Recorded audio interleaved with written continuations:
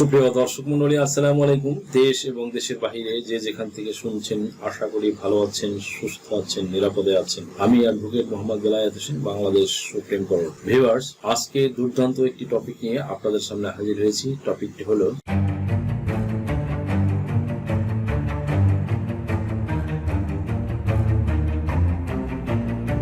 Sponsorship হলফনামা আসলে কি?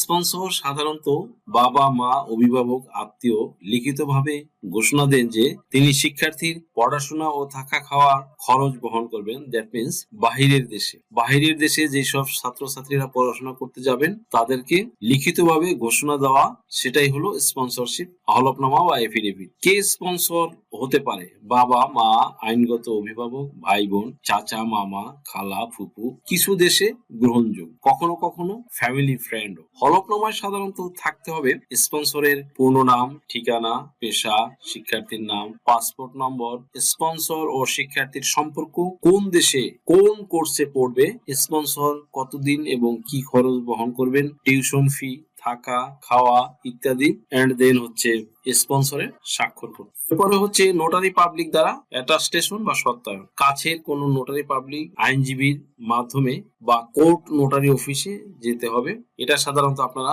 একজন বিজ্ঞ আইনজীবী যিনি এই বিষয়ে এক্সপার্ট, অভিজ্ঞ, তাদের সাথে যোগাযোগ করবেন। চাইলে আমাদের সাথেও যোগাযোগ করতে পারেন স্ক্রিনে দেওয়া নাম্বারে। হোয়াটএভার, স্পন্সরের জাতীয় পরিচয়পত্র নিয়ে যেতে হবে, নোটারির সিল ও স্বাক্ষর নিতে হবে, অ্যাজ ওয়েল অ্যাজ আপনার যে আইনজীবী দিয়ে করাবেন সেই আইনজীবী সব ব্যবস্থা করে দেবে এবং আইনজীবীর নিজেরও স্বাক্ষর থাকবে। প্রয়োজনীয় সংযুক্ত কাগজপত্র লাগবে, তার মধ্যে হলো হলফনামার সঙ্গে সাধারণত লাগে স্পন্সরের ব্যাংক স্টেটমেন্ট, শেষ 6 মাসের ব্যাংক সলভেন্সি সার্টিফিকেট, স্পন্সরের আয় প্রমাণ, service certificate, trade license, tax paper, স্পন্সরের এনআইডি, যদি পাসপোর্ট থাকে তাহলে আর এনআইডির দরকার নেই, শিক্ষার্থীর পাসপোর্ট কপি, সম্পর্ক প্রমাণের ক্ষেত্রে জন্ম নিবন্ধন বা ফ্যামিলি ট্রি বা ফ্যামিলি সার্টিফিকেট প্রযোজ্য ক্ষেত্রে।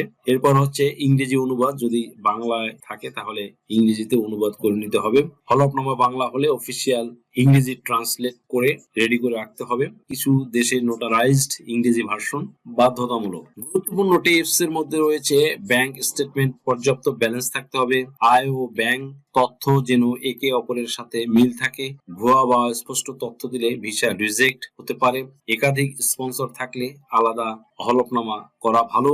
আপনি কোন দেশের স্টুডেন্ট ভিসার জন্য, যেমন Canada, Australia, UK, USA, Malaysia, Korea, China হলফনামা করতে চান যদি, তাহলে সেটা আমাদেরকে বললে, আমাদের সাথে যোগাযোগ করলে আমি সেই দেশের জন্য একদম সঠিক ফরম্যাটে তৈরি করে দিতে পারবো। সকলকে ধন্যবাদ জানিয়ে আজকের মতো এখানে শেষ করছি। ভালো থাকুন, সুস্থ থাকুন, নিরাপদে থাকুন। আবার সবাইকে ধন্যবাদ জানিয়ে এখানেই শেষ করছি। আমি advocate Mohammad Belayet Hossain, Bangladesh supreme court.